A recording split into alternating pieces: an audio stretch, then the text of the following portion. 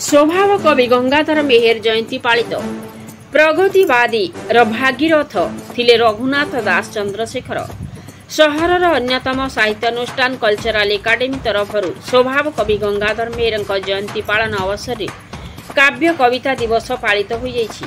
अनुष्ठान वरिष्ठ कर्मकर्ता विष्णुप्रिया महापात्र सभापतित्व और साधारण संपादक काशीनाथ पात्र आवाहकत्व और संयोजन आयोजित यह कार्यक्रम में मुख्य अतिथि भाव राउरकेला इस्पात कारखानार मुख्य महापरिचालक विजय कुमार जोजो, मुख्य अतिथि और गजपति जिलार उप आरक्षी अधीक्षक तथा विशिष्ट साहित्यक डॉक्टर चंद्रशेखर होता मुख्य वक्ता भाव जोगदे आलोच्य विषय रघुनाथ दास जटायु कवितारी साधारण मनीषर कथा संपर्क आलोचना करथिले।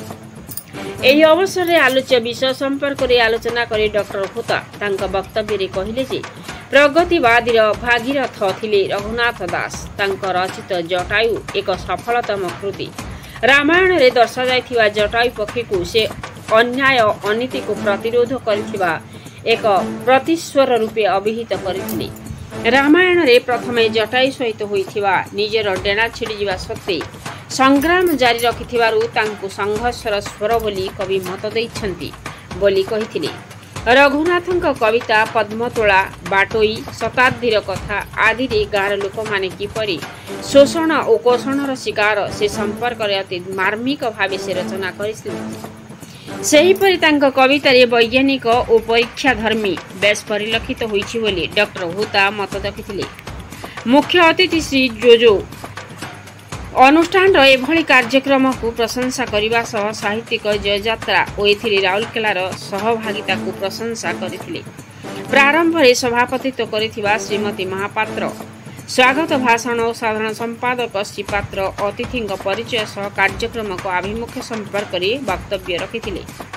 द्वितीय पर्याय डॉक्टर कृपा सिंधु नायक सभापतित्व और कवि बलराम राउल संयोजन कुंज बिहारी राउत, प्रताप पंडा, अशोक कुमार पट्टनायक, अर्चना पात्र, आर्तत्राण महापात्र, सत्यनारायण दास, रश्मि साहू, गदाधर रथ, संजीव भोई, अशोक राउत, गौतम दास, बलराम राउल और विष्णुप्रिया महापात्र प्रमुख स्वरचित कविता पाठ करथिले।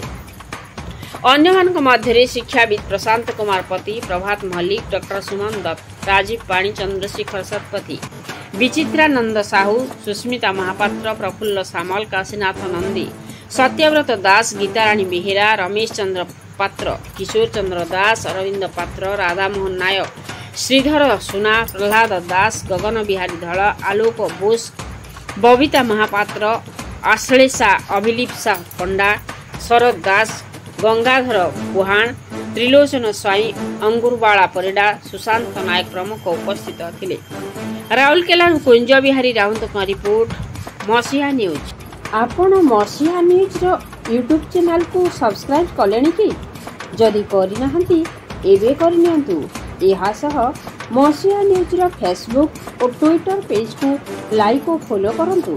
ता सह मसीहा न्यूज एप आसीगलानी निज मोबाइल प्ले स्टोर डाउनलोड कर नियंतु।